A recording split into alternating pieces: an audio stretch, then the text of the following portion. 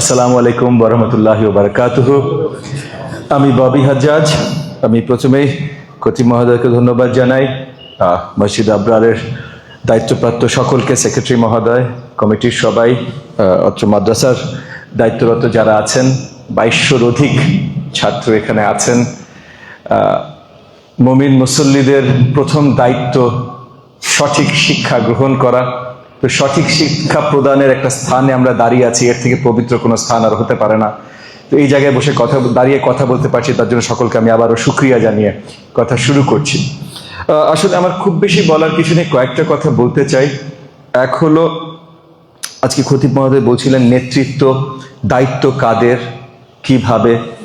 এই যে একটা জিনিস খুব গুরুত্বপূর্ণ বোঝা, যে আমরা যারা নেতৃত্ব দেবে তাদেরকে যতটা সম্মান জানাবো, তার থেকে আরো সবচেয়ে বেশি উচ্চ সম্মানের জায়গায় আছেন যারা আমাদেরকে শিক্ষা প্রদান করবেন। এবং শিক্ষা প্রদান করার সবচেয়ে উচ্চ মানের শিক্ষা হলো যে শিক্ষা আলেমগণ আমাদেরকে দেন, মহান ধর্ম ইসলাম ধর্মের শিক্ষা, পরম করুণাময় আল্লাহ তাআলার কাছে কিভাবে আমরা পৌঁছাতে পারি, তার আদরের স্নেহের জায়গায় কিভাবে যেতে পারি, সেটার শিক্ষা।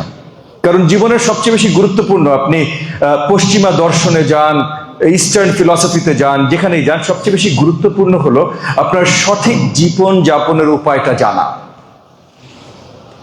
মানে আপনি কিভাবে পরিস্ফুটিত হতে পারেন, আল ফালাহ, বা সবচেয়ে সুন্দর জীবনে কিভাবে যেতে পারেন। তো সেই জায়গা থেকে এই সুন্দর জীবন যাপনের কিভাবে আমরা করতে পারি সেটার দায়িত্ব নিয়ে আমাদের শিক্ষা দেন আলেমগণ। সেই শিক্ষা যারা আমাদেরকে দেন, তাদের মর্যাদাটা কোনোভাবে আমরা খর্ব করতে পারি না। তো শিক্ষকের মর্যাদা যে খর্ব করে, শিক্ষকের সম্মান যে খর্ব করে, সে কখনো সিরাতুল মুস্তাকিম সঠিক পথের ব্যক্তি হইতে পারে না।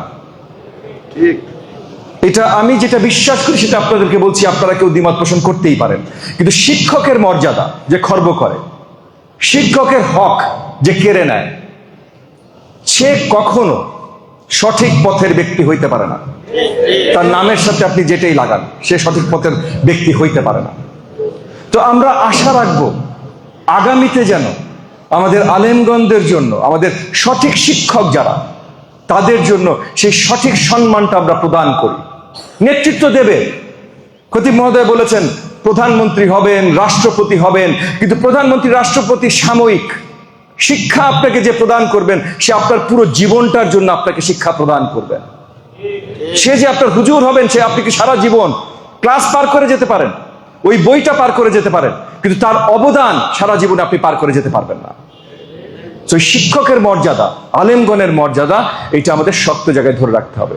আর আরেকটা জিনিস মনে রাখবেন, যে এই শিক্ষকের জায়গায় দাঁড়িয়ে যদি কেউ ভুল প্রচার করে, বা আমাদের মহান ধর্ম ইসলাম ধর্ম, পরম করুণাময় আল্লাহ তাআলা পবিত্র কোরআনের মাধ্যমে যা শিক্ষা আমাদেরকে দিয়েছেন, বা নবী করিম সাল্লাল্লাহু আলাইহি ওয়াসাল্লাম তার জীবনের প্র্যাকটিসের মাধ্যমে যে শিক্ষা আমাদের দিয়েছেন, হাদিসের মাধ্যমে যেটা আমরা জানতে পারি, এইটা নিয়ে কেউ যদি ভুল ব্যাখ্যা করে আপনাদের কাছে, কেউ যদি ভুল তথ্য দেয়, তাহলে সে আর যাই হোক না কেন, সেও সিরাতুল মুস্তাকিম সঠিক পথের লোক হইতে পারে না।